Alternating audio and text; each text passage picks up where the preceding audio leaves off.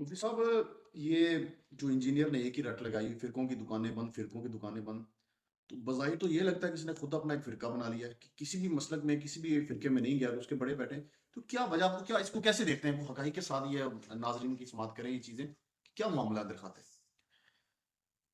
آپ دیکھیں کہ یہ فرقہ فرقہ فرقہ جب کہ جتنے بھی فرقے ہیں، یہ بریلوی ایسے، تو فلاں ایسے، تو شیعہ ایسے، اور سب کی مخالفت کرتا ہے۔ اور در حقیقت بات یہ ہے کہ یہ خود ایک فرقہ ہے۔ جب اس نے ایک فرقہ بنانا تھا، جب یہ کام شروع ہوا تو میرے ذہن میں یہ بات تھی، جب اس نے فرقہ بنانا تھا تو اب یہ اگر بریلویوں میں جائے تو بریلویوں میں جلالی صاحب بھی، آپ یا تو یہ جلالی صاحب سے زیادہ علم دکھاتا تو پھر اس کا مقام تھا، وہاں علامہ خادم سے رضوی صاحب جیسے بھی ہیں، وہاں مولانا الیاس قادری جیسے بھی ہیں۔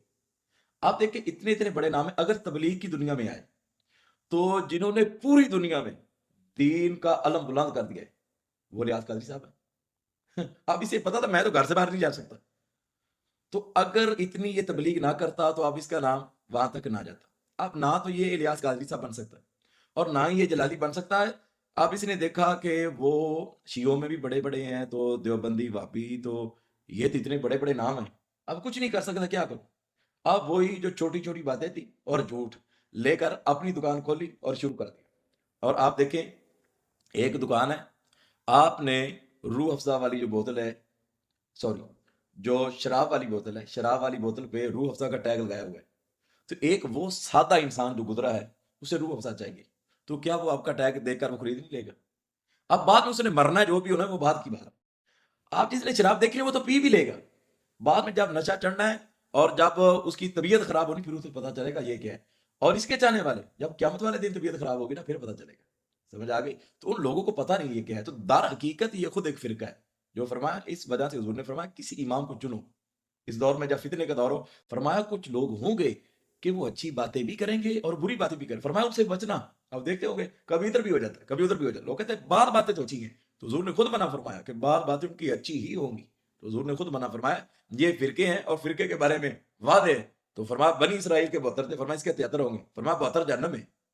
آپ دیکھیں کہ حضرت آدم علیہ السلام سے نبی مکرم صلی اللہ علیہ وسلم تک کام چلا اور پیغمبر علیہ السلام سے آج تک، اور آپ اس کی تقریر اور تحریر دیکھیں، کسی نے کسی کو چھوڑا ہی نہیں ہے، یہاں تک کہ نبیوں کو بھی نہیں چھوڑا، کہ نبیوں کو فرمایا شاہی کوئی نہیں۔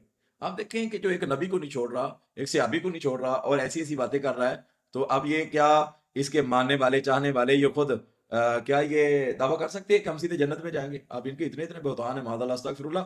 بندہ ایک مسلمان پہ اگر تہمت لگا دے، قیامت والے دن اس کے پاؤں کو پکڑ لیا جائے گا جب تک وہ اپنی بات سے نہیں نکلے گا۔ پوری امت پہ جس نے اتنے بڑے بڑے بہتان لگائے تو قیامت والے دن کیسے جواب دے گا؟ آج بھی ٹائم ہے کہ آج بھی توبہ کر اور اللہ کی بارگاہ میں سچی توبہ کرے اور معافی طلب کرے، یا اللہ جتنے میں نے جھوٹ بولے ہیں، قرآن حدیث کا غلط استعمال کیا ہے۔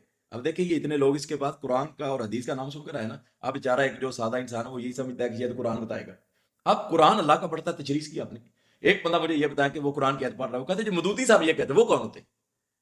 بھائی قرآن اللہ کا، فلاں صاحب یہ کہتے ہیں، اب کلام اللہ کا مراد مدودی صاحب بتا رہے ہیں۔